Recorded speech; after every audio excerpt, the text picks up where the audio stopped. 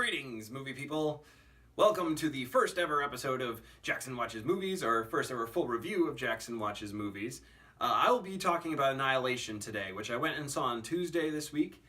And if you haven't seen the knee-jerk reaction to the video already, that is up on YouTube. You can check it out there if you want the kind of perspective of how I felt coming out of the movie versus this more measured, probably, style of presenting. So, if you want to go check that out. The big thing today is I want this video to be useful both for people who are still wondering whether they should go and see the movie over the weekend, but also for those who have already seen it and want to kind of grapple with some of the themes. So just so you know the structure of what we're doing today, we're going to go through some kind of light spoiler area. I'll start right away with whether or not I think you should see the movie, which will be kind of like music and CGI and the kind of general aspects. So if you want to get a little bit of the feel for the movie, I'll talk about that first, and then I'm going to get into the plot and the characters and the writing and kind of just the overarching ideas of this piece further on into it. And so if you want to check out then, I'll warn you when I'm about to go into that section. So if you've made the decision that you want to go see the movie and you don't want the spoilers, you can. So just so you know, that's the direction we are heading. So first of all, most of the folks who have commented on the videos are still wondering whether or not I think they should see the movie. If you watch my knee-jerk reaction, whew, that was my elbow. I think you should. I think it's a good movie. I can't wholeheartedly recommend it because of two reasons. It obviously has an R rating, and that rating is earned, but it tells the stories well. It has quite a bit of language. There is some sexual content, so be warned about that going into the movie. I do, of course, have to warn you about the one scene that I believe has been seen in trailers. There's a scene where some of the characters have gotten to the point that they're so insane that they wind up cutting open one of their comrades. And it's quite grotesque. So don't want you to be blindsided for that if you're taking that on my recommendation. It's a grotesque scene. Makes you very uncomfortable. So there. You're warned about that. The other thing that plays into my bit of a hesitation on the recommendation is the music, the score, and the high stimulation of the visuals, which we're going to get into in a minute. But just in general, it has a high audio, let's say oppression. If you have a sensitivity to audio, it's a very ambient soundtrack the whole time you're in it. So which is gorgeous, by the way. We'll get into how awesome that is in a moment. But there was nothing. There's scary creatures. There's barely any jump scares. But there's nothing like functionally scary about the movie, yet I was sitting there the whole time very nervous, and I was full of adrenaline afterwards. Actually, if you watch the knee-jerk video, you can kind of see my reaction, which was kind of funny. Wow. All that to say, it's a good movie. I think you should see it. We're going to get into why it's a good movie. But if you wanted to stop here and have zero spoilers, take it with my grain of salt recommendation. All right. So, moving right along, we're going to get into right away the CGI and the music and the just kind of general production qualities of this. It's presented super well. It creates this, it's a real world, obviously. It takes place in America. The outside of what is termed the Shimmer, which is a region of expanding something that they don't know what exactly is happening, but it's making the area uninhabitable. They know they don't want to be inside of the Shimmer. As a result of right away at the beginning of the movie, you'll see a comet hitting a lighthouse, and the Shimmer begins to expand from that lighthouse. So right away, you're put into the setting of the real world, and then eventually you get into the Shimmer. And once you're into the Shimmer, the production value of the Shimmer is just blow your mind gorgeous. You've got a lot of special effects, but a lot of real sets too. Like, we're left to assume that it's somewhere Florida, I believe, Florida-ish. It's called the Southern Reach, is what they refer to it. And so, you know, it's kind of swampy, but then the Shimmer is mutating things. And so you get these just gorgeous plants and the balance between morbid and beautiful creatures. There's creatures that are deteriorating, and then there's creatures that are mutating in a really gorgeous fashion. So you get to see that world, and it's just amazing. And towards the end of it, you get into some really impressive computer graphics. As far as it's just a designer's dream of these beautiful, sometimes crystalline structures. But then they don't cheapen that by not having real sets. For instance, the swamp house that they get to it's a very real set. They made the whole set. I'm sure they added in computer graphics wherever they could, but people interacted with the environment a lot in this movie, and you could tell that they were on real sets most of the time. So I love that when a movie does that. Moving on into the music, you have a really gorgeous ambient soundtrack. Oh, by the way, this is my list of things to talk about. As you can see, it is a whiteboard full of things to talk about. So if you see me looking over this way occasionally, it's because that's where all my notes are. And but yes, so much to talk about. The music, I termed it both beautiful and horrible. Because it's this gorgeous ambient soundtrack designed and brought to life by Ben Salisbury and Geoff Barrow. And it really focuses on this kind of maybe Sigaros is a good comparison, but it's more dark and minor than that. So it's these long tonal notes, some choir pieces, but then blended in with a very an acoustic guitar, kind of Walking Dead feel.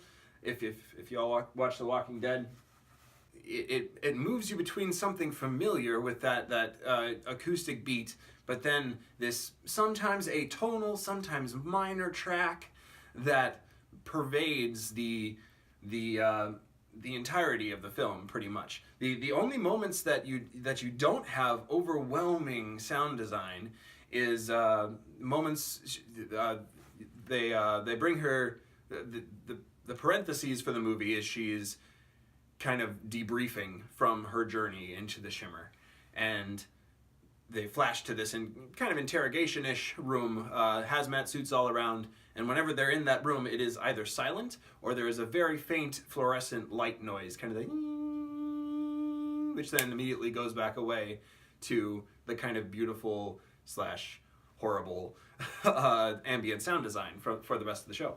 So they give you breaks from it as you go through it, but there's moments where it just becomes so prevalent, and you're watching something that otherwise wouldn't be that scary. They're just walking through a structure sometimes, but tension builds and builds and builds and builds and builds and builds with this slowly devolving choir and refracting. Maybe we'll get into the word refracting later when we talk about the plot. But this kind of destruction almost of the melody line, which turns itself into something else beautiful as atonal music has the want to do. So atonal is probably the wrong word. We'll backtrack and figure out that word eventually.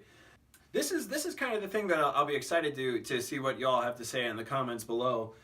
But I think the sound design was oppressive.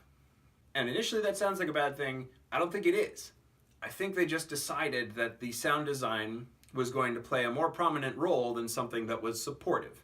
So much of the storytelling is done through this sound design. We're going to deal with the ending moment for you at all, or the climax of the movie for all of you who have seen it in a bit, and I'll backtrack to music and spectacle for that, because it's amazing. But I want to give all you who are still going to see the movie a chance to actually enjoy the end of the movie. So, we won't talk about it now, but there are moments of just pure noise and light and sound, and it's all coming at you, and you feel the story as opposed to watching the story. I was in a theater that fortunately had very good speakers, and just this, it felt like it surpassed the threshold of listening and became a part of my being. So it wound up bringing me further into the story, which is a fine line to walk when you're coming to an impressive sound design or a sound design forward film. You don't want to make your sound design punch you in the face, and I don't think it did in the end. For me, it didn't. I do have audio sensitivities, which is why I wanted to put that in my recommendation, because I do, and I know friends who are more sensitive to audio and how it affects both their physical selves and their mental selves. So I was able to survive it and was able to enjoy it, probably because I have the knowledge of the technical aspects of sound. Like, there are frequencies that can mess you up. There are frequencies that set bodily reactions. And the knowledge of that, identifying that in the moment you're being resonated to a tune that is meant to inspire a reaction from you, is both kind of frightening if you don't know what's going on, but also really cool if you do know what's going on. So, I love the sound design in this movie. Makes it hard to watch, but I really liked it a lot. And if you want to know what I'm talking about, you can check out the soundtrack. The full soundtrack is on Spotify. The full soundtrack, I'm sure, is on YouTube somewhere. So check it out. I listened to it all day today in preparation, which was good. I'm glad to stop listening to it now. I listened to it twice through, and that was enough of ambient terror. Yes. So I think we're gonna move on into the writing of the script, and we'll move on. Writing, characters, and the general plot are all gonna kind of form together because they're all so integrated, obviously. But I want to give all of you a chance to stop watching now if you've heard enough. If you're wanting to go see the movie and we're just wanting to know what my reaction was about, hopefully I've answered some of those questions and given you enough criteria to either go watch the movie or hang around and get it spoiled and talk about some of the kind of deeper themes for it. So, away with you. Go. I will wait.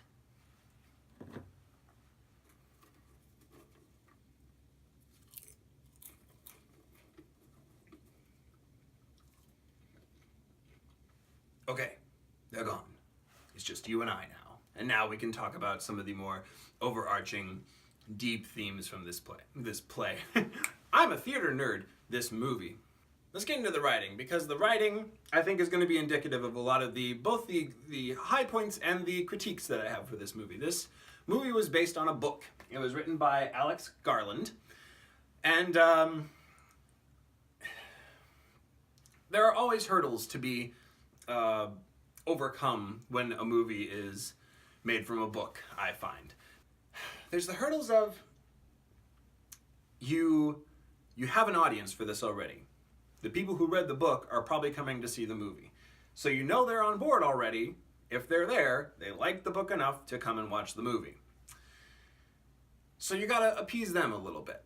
You gotta chalk enough up to them that they will enjoy the film and tell people about it, because they're gonna be your advanced army in terms of people who are going to get the word out about the film. They're already on board.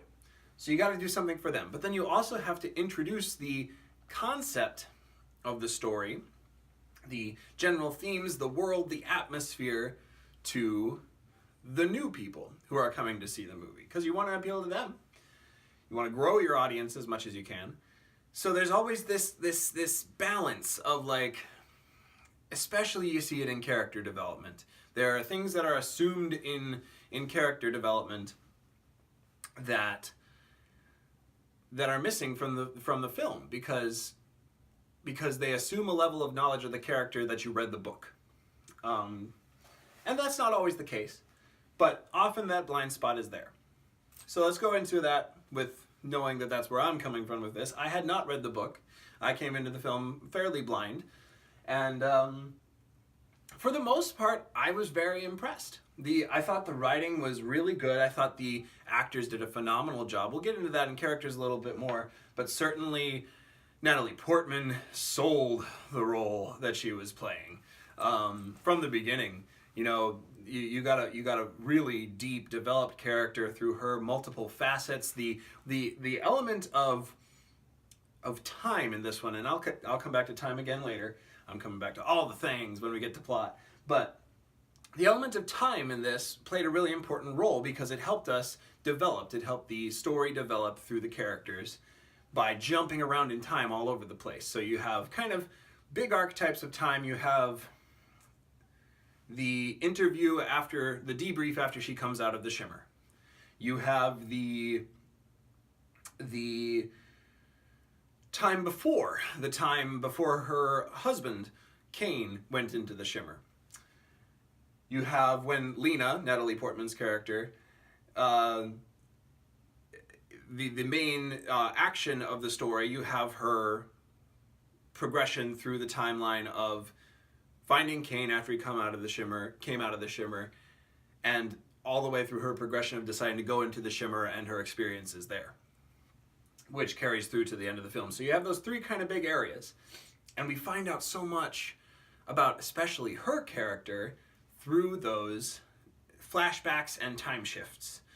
The business about the extramarital affair with the coworker and wondering where that fits into the timeline, whether that's when Kane was gone or whether that's when he was there.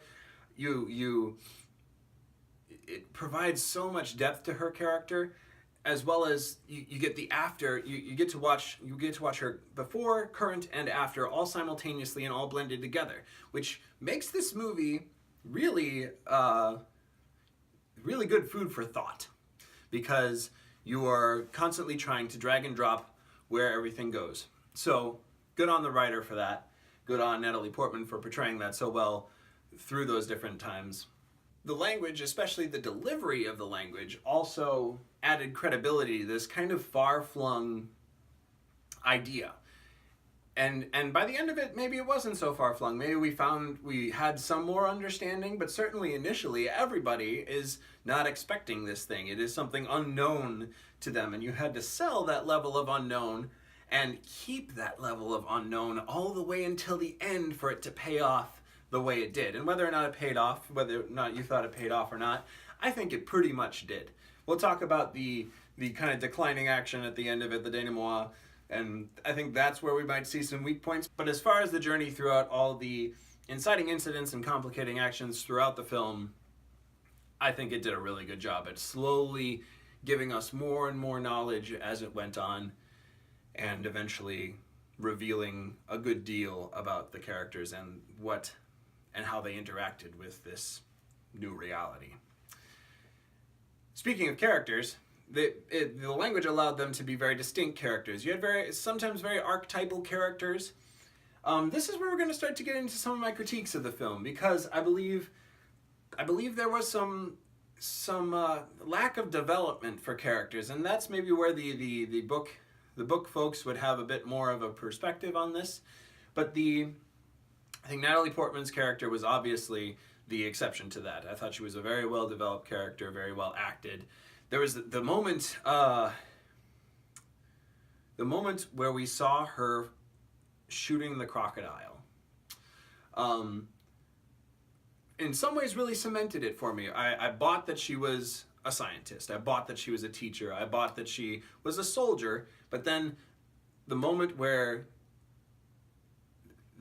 she was the one in control of the situation, she knew what she had to do and she took care of it. She didn't move. Sold that soldier aspect for me. Sometimes you don't get that. You just get the assumption that, okay, this character was a soldier, and you move on.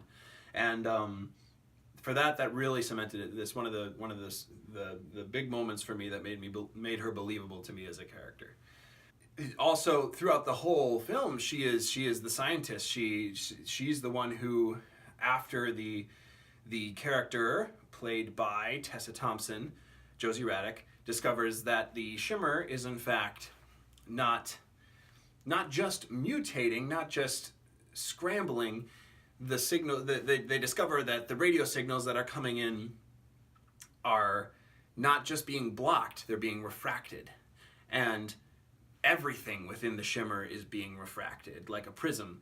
And so that was, that was one of those feasibility things that you're like, really, really, really? But then, especially Natalie Portman's scientific discovery with it, and the further discussion by Tessa Thompson's character, really fleshed that out. Got me to believe it 100%. I also really liked Gina Rodriguez's character, Anya Thornton. She was, I thought a really strong character, gave her really clear goals and objectives, and when when she begins to realize that the Shimmer is affecting her in some way, that devolution of character was really well done. Both she and the writing sold that for me very well. And then to give her the redemption story of being able to come back and play a part, ultimately sacrificial part in saving the rest of the team, despite her almost killing the entire team as a result of some of her interactions with the Shimmer, was a really good character development throughout it. The characters that I had a little bit harder time with was Shepard, played by Tuva Novotny. That seemed to be where the book showed through. There were some kind of leading looks and gestures, and I, as someone who had not read the book and don't know a whole lot of the backstory about it, I didn't pick up on them. They were hinting towards some things, and I was not privy to them. I didn't. Maybe I was just slow, but it didn't develop for me. The character of Dr. Ventress is another one that I think she played the role very, very well. I think the character was very strong. The person who sends the different teams in over and over and eventually can't stand it. And additionally, she also, as we find out, has cancer, and this is kind of the last push that she's making. She must go and discover why the lighthouse is the source of this. And she does. She gets all the way in there and ultimately knows too much about how this is affecting everything.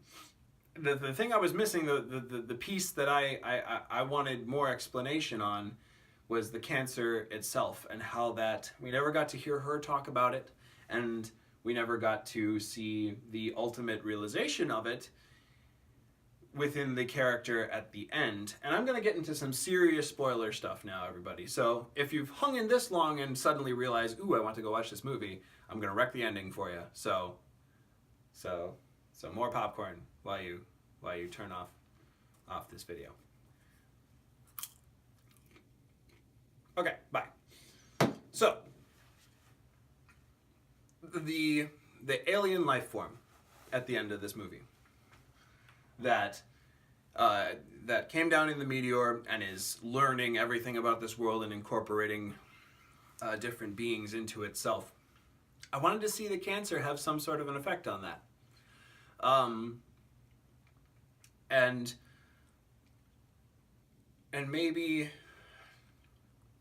maybe have that play into whatever being was created from Dr. Ventress when she was consumed by the alien life form that was inside of her. So that was the kind of disappointing part for me with that character. Other than that, I think a very well developed character. Let's see, who else was on the team? We had the Doctor, we had Anya, we had Shepard, we had... Oh, I did want to talk about Josie Raddick, the I think MIT trained scientist.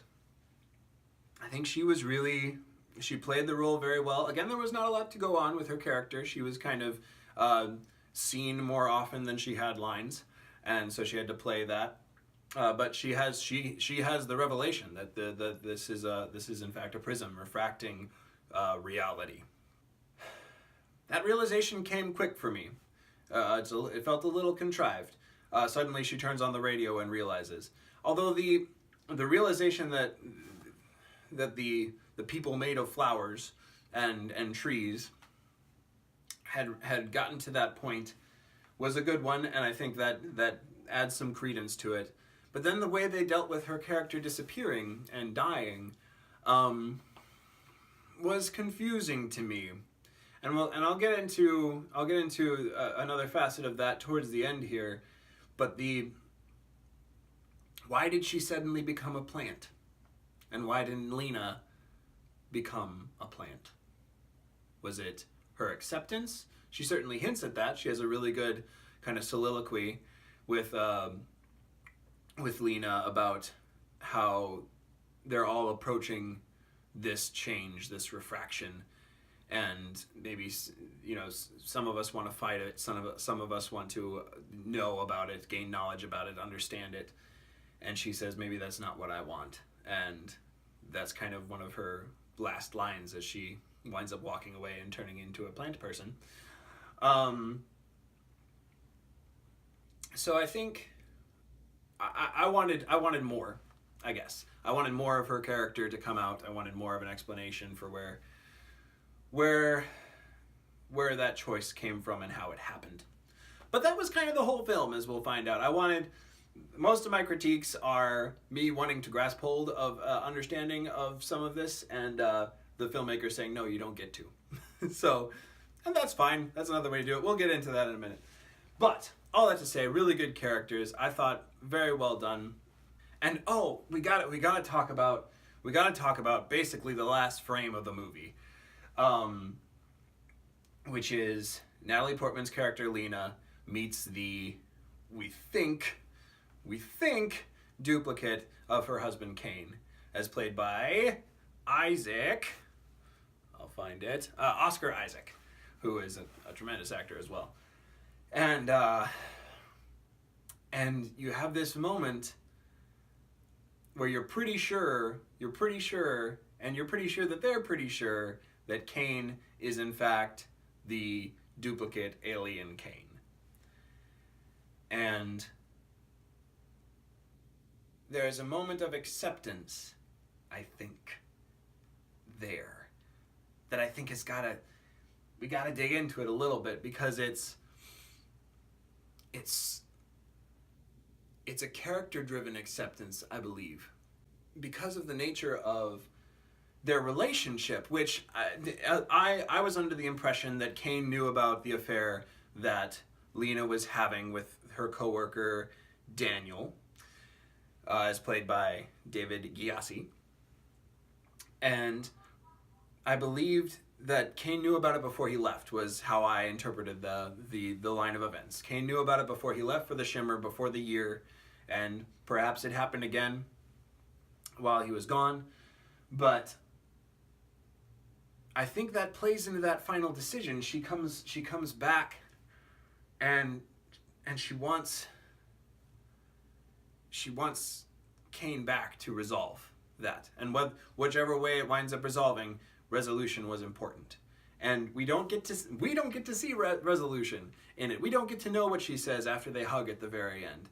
Whether or not she decides to, I think there's so much more story beyond this, and we'll talk about that when we get to themes, but there's so much more story to happen with these two people with, glowing eyes. Clearly the Shimmer has affected them and is carrying on through them.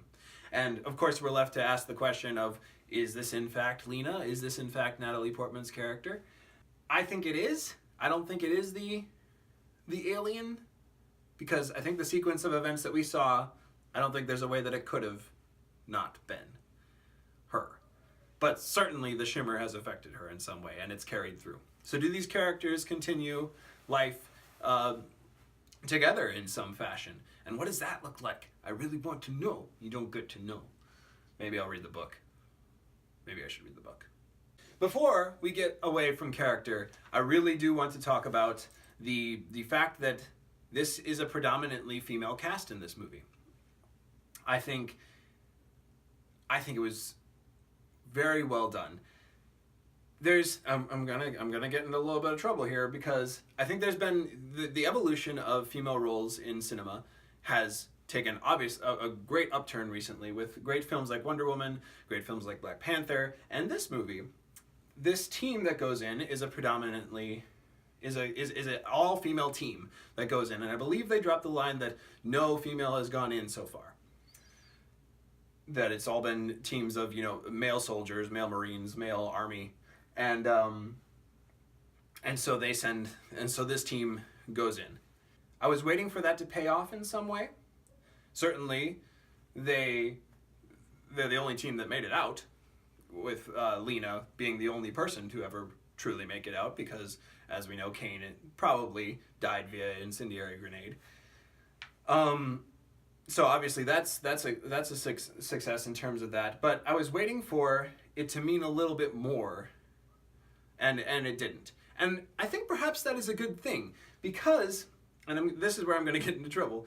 I think there's a pretty clear evolution of this if you look at Wonder Woman, if you look at Black Panther, and then if you look at Annihilation. The shortcoming of Wonder Woman, wait, stop tweeting. The shortcoming of Wonder Woman was that I think they made too big a deal of the fact that, oh my gosh, this is a woman doing things that women don't do. And yes, it's World War II, and yes, it's time appropriate, and yes, all of that. But I was so excited in Black Panther, for instance, that wasn't even an issue. It was like, no, women just do this. Stop arguing about it. Because, I don't know, they're fully developed characters. I thought Annihilation did that as well.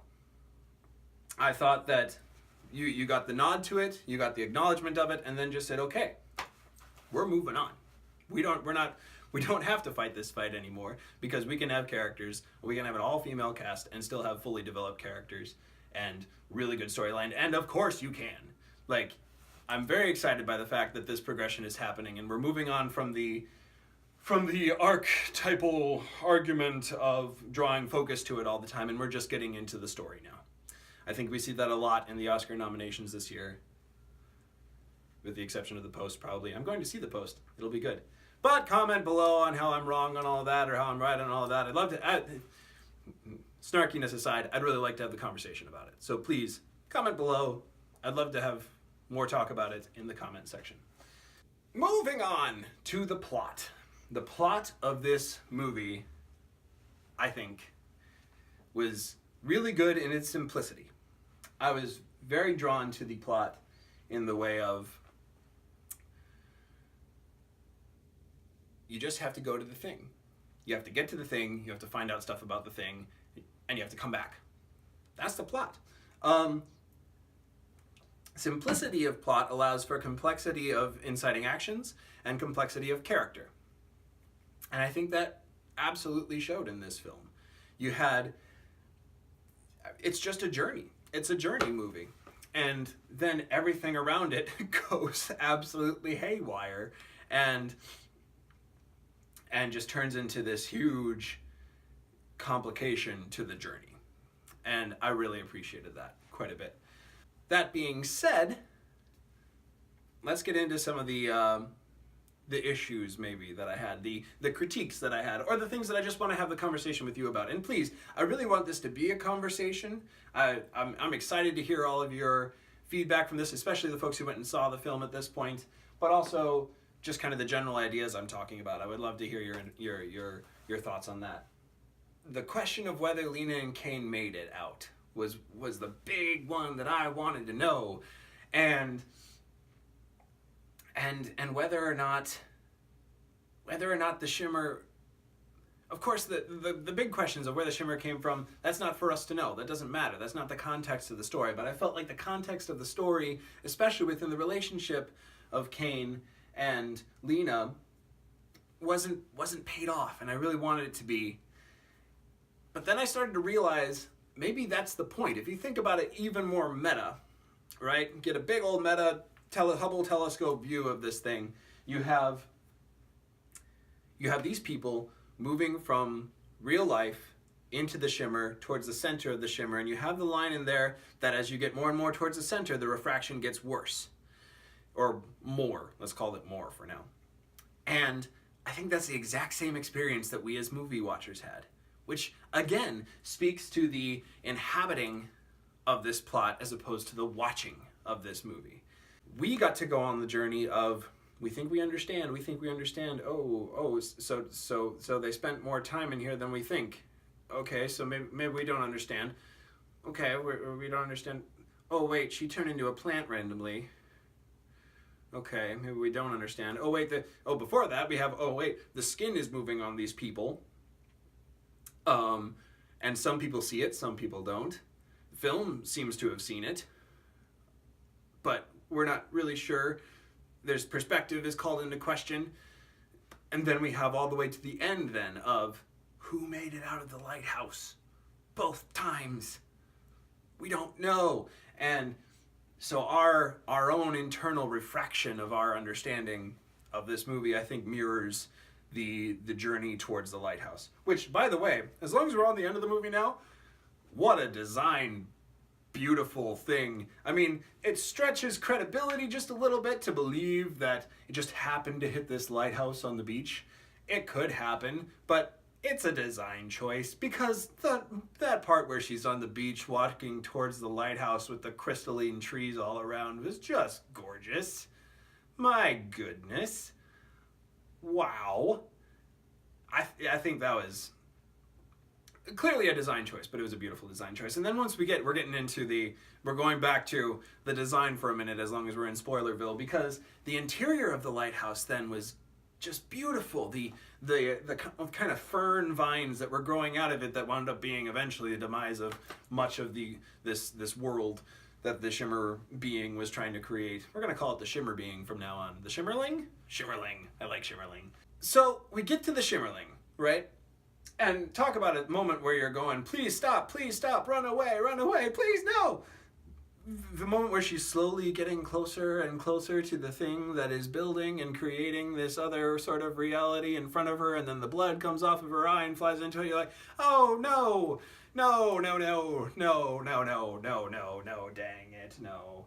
And then then it happens, and wow, the sound design in that moment was incredible. The Shimmerling, I like it, I'm calling it the Shimmerling. The Shimmerling stepping down off of that kind of altar under the lighthouse and coming down. You get the, more than the ambience, the tonal long notes of the ambience, you get kind of this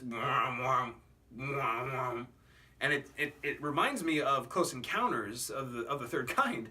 The kind of tonal communication. You wonder if this noise is coming from this being as it is trying to learn about Lena, and the whole sequence coming out of there with in the lighthouse the mirror image work of this thing that is mirroring but not quite. Like, that was another gorgeous choice too, that you could see that it was learning, in that it was not perfectly mirroring.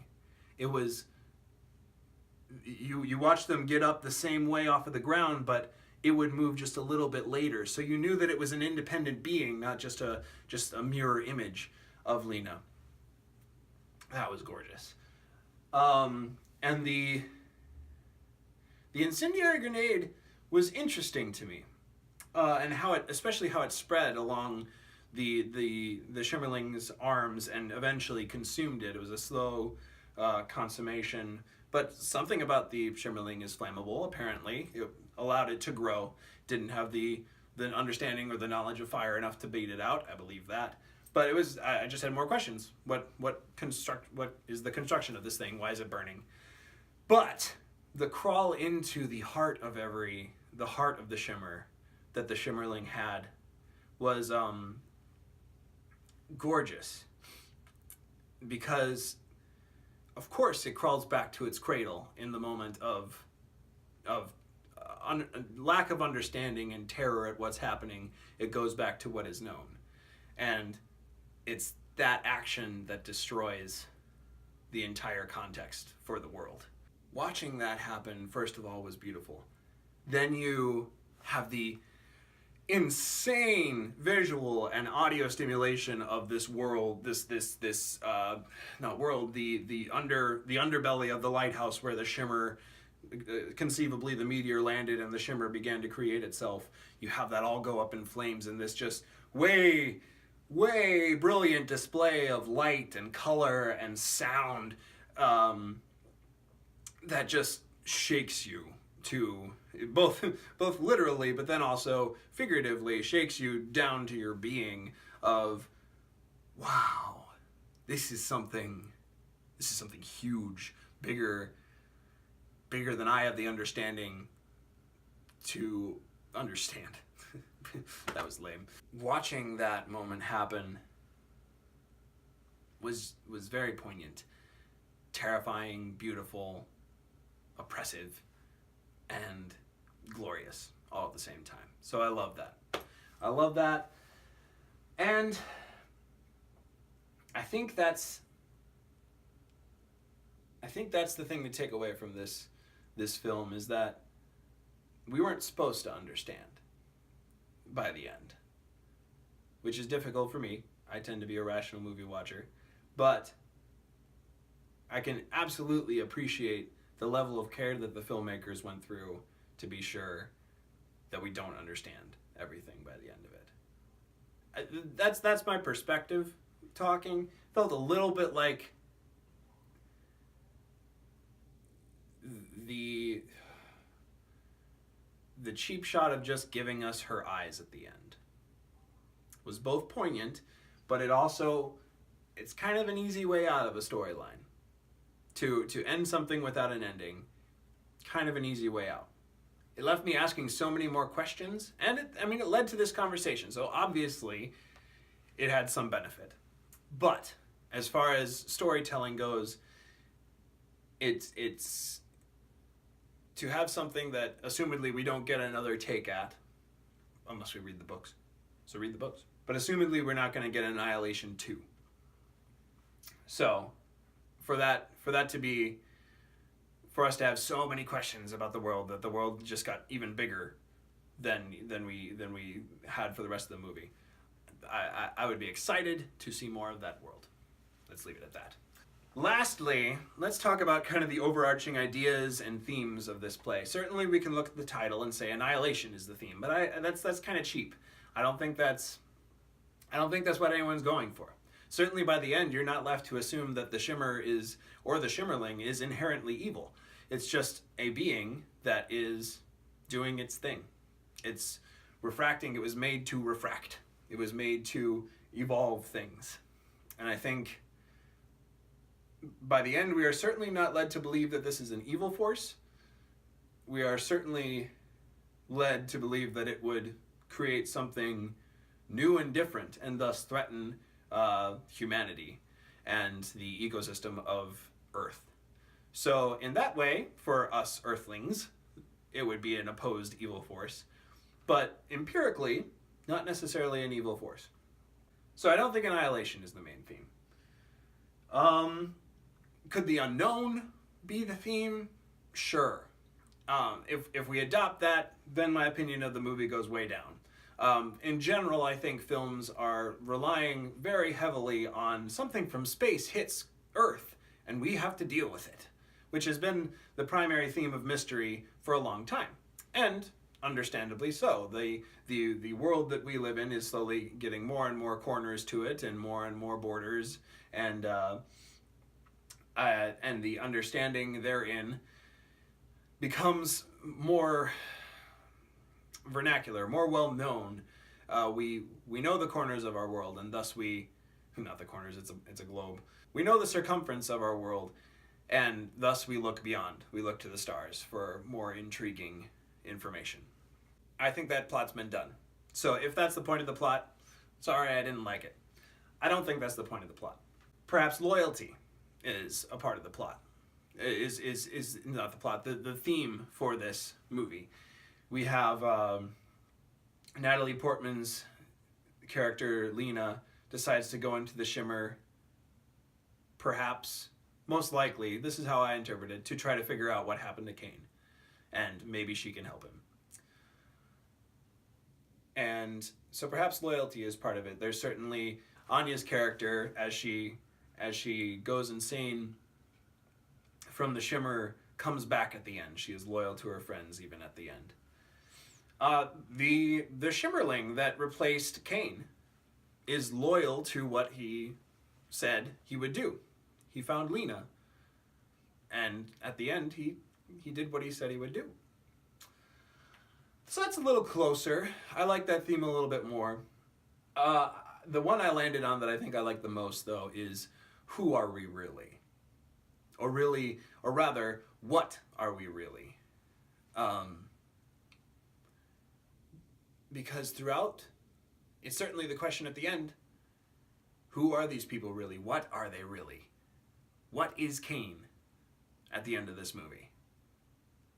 There's that line that assumedly the real Kane says when he is about to pull the pin on the grenade, that he says, maybe I'm you, maybe you're me, and the Shimmer has refracted his mind so much that he has no way to understand that, no knowledge of that. So the question of what are they? What are they really? Is asked throughout the whole thing as the team devolves into some level of insanity or another. At what point do they stop being them? At what point does Dr. Ventress stop being her? There's that other weird confusing scene where she's looking up at the light and half of her face is kind of deformed and then she turns around and she's normal and you're like, okay, I don't understand anything anymore. And that's the point. We're constantly asking at what point does this person stop being this person? We're constantly afraid at what point does Lena's push through it attitude fall down because she can't make it anymore. It turns out it never really does. I don't think. She's kind of the character that made it. She had enough innate drive to overcome whatever this was and come out in a somewhat human-esque form. So I think that's the theme that I'm landing on. Certainly there's lots of overarching themes throughout this, but one that unifies it pretty well is what are we really? So, that's my review of Annihilation and the conversation, hopefully, that ensues. Please, I mean it, please comment below. I love having these conversations. And I love getting into it and exploring the kind of deeper underpinnings, and I'd love to hear your thoughts. So comment below. I'll be watching them. I'll be commenting back. Let's talk about this movie. If you went and saw it, great. Let's talk about some of the specific moments. If you have not seen it yet and want to go see it, don't check out the comments yet because we'll get into much spoilers. But if you'd just like to join in the conversation with some of these general themes, please let me know. Or tell me how I'm wrong about Wonder Woman, because I'm sure you will. So, thank you so much for watching. Until we meet again, don't forget to love each other well, and we'll see you again next time. Watch good movies.